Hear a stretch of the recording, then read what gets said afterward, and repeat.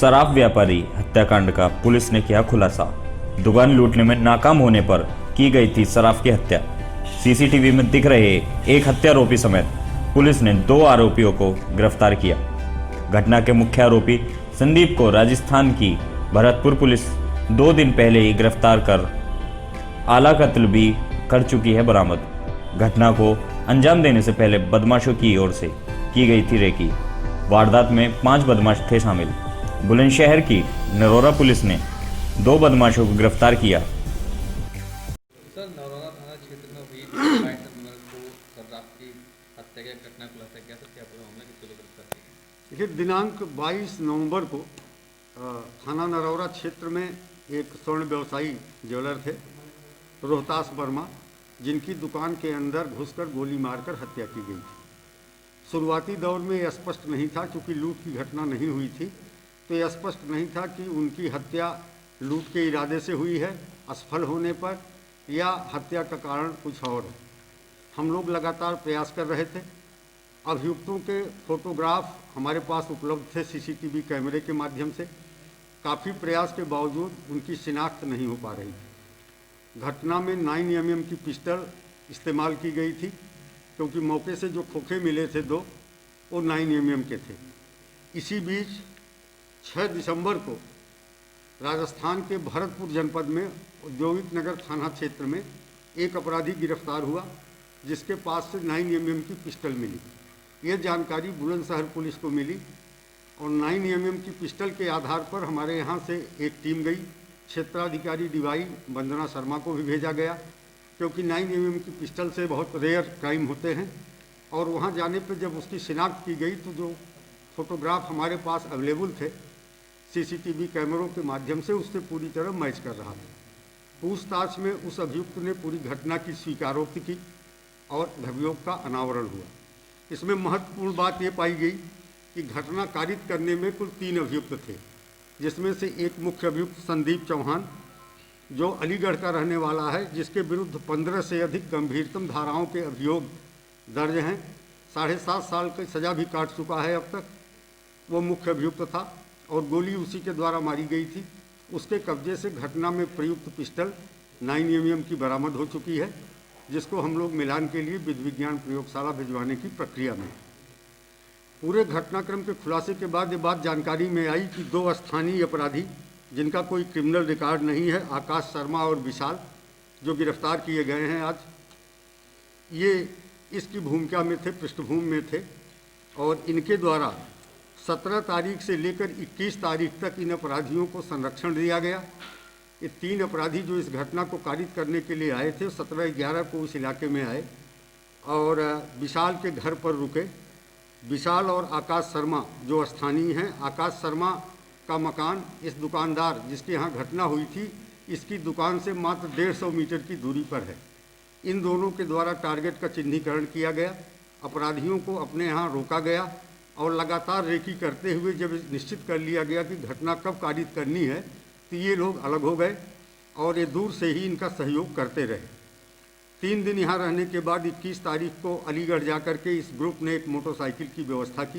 ये पूरा ग्रुप एक टियागो कार से घटना कारित करने के लिए आया था।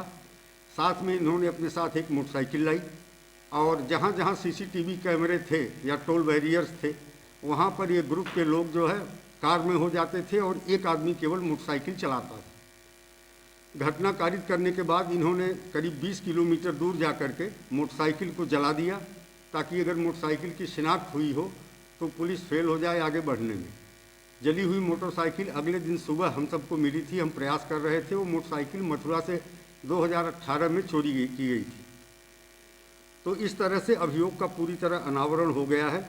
2 स्थानीय अभियुक्त जो इस घटना को कारित कराने में जिनकी महत्वपूर्ण भूमिका थी, वो हमारी कस्टडी में है, गिरफ्तार करके जेल भेजे जा रहे हैं।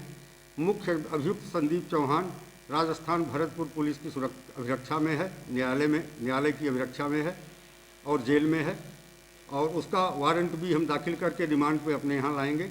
यह घटना शुद्ध रूप से लूट के इरादे से की गई थी, लेकिन दुकानदार द्वारा अपनी रिवॉल्वर निकाल लेने के कारण इन्होंने गोली मार दी और गोली मारने के बाद आवाज़ हो जाने और पकड़े जाने के डर की वजह से इन्होंने लूट नहीं की और वहाँ से सीधे भाग गए।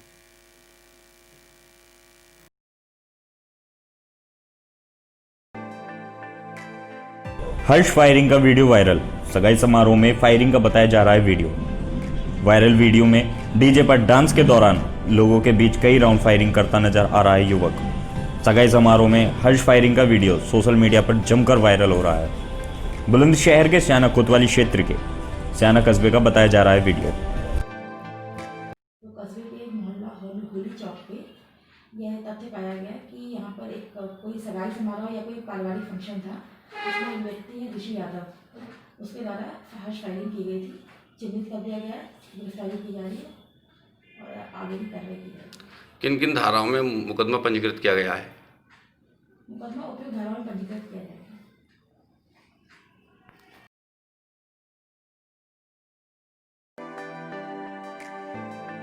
दबंगों ने जलाया गरीब का आशियाना। पीड़ित परिवार ने कड़ाके की ठंड में खुले में बिताई रात। बुलंदशहर में एक गरीब परिवार की झोंपड़ी संदिग्ध परिस्थितियों में जलकर हुई खाक।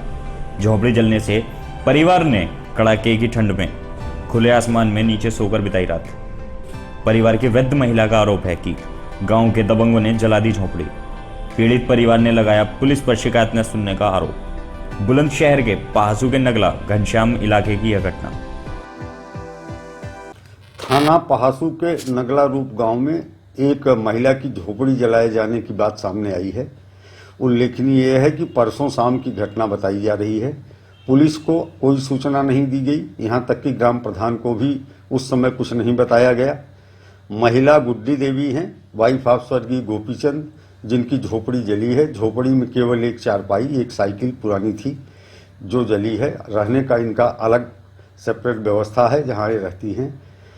मेरे द्वारा ग्राम प्रधान से, वादिनी से टेलीफोन से संपर्क किया गया तो जानकारी में आया कि आज से लगभग 9-10 महीने पहले ये जो पीड़िता है, इसका बेटा योगेश छेड़खानी के मामले में जेल गया था।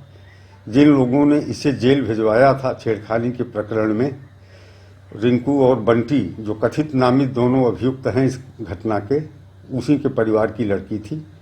फिलहाल गांव में चर्चा यह है कि उस प्रकरण में दबाव बनाने के लिए यह घटना की गई है, लेकिन हम निष्पक्षतापूर्वक प्रकरण की जांच कर रहे हैं। जो नामित दोनों हैं रिंकू बंटी, इन्हें पुलिस ने अपनी अभिरक्षा में ले लिया है। निष्पक्षतापूर्वक पूरे प्रकरण की जांच की जा रही है कि वास्तव में आग लगाई गई है या उक्त मुकदमे में जो छेड़खानी का था, जिसमें मकान मालकिन का बेटा जेल गया था, दबाव बनाने के उद्देश्य से कोई अदरवाइज मामला है। फिलहाल मौके पर शांति है।